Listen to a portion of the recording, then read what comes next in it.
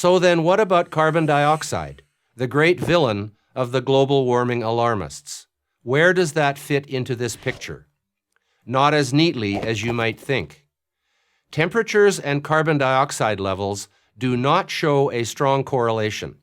In fact, over very long time spans, periods of hundreds of millions of years, they are often completely out of sync with one another. Over and over again, within virtually any time frame, we find the climate changing, for reasons we do not fully understand. But we do know there are many more factors in play than simply the concentration of CO2 in the atmosphere.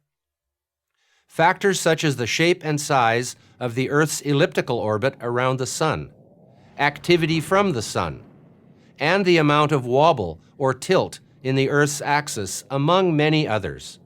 Even the relatively short 300-year period from the peak of the Little Ice Age to the present has not been steady. The latest trend has been a warming one, but it began nearly a century before there were significant carbon dioxide emissions from burning fossil fuels. And there has been no significant warming trend in the 21st century.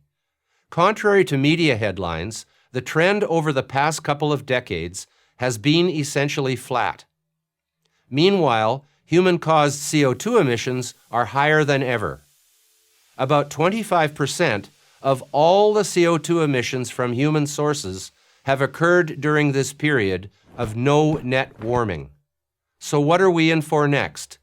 Will the temperature resume an upward trend? Will it remain flat for a lengthy period? Or will it begin to drop? No one knows, not even the biggest, fastest computers.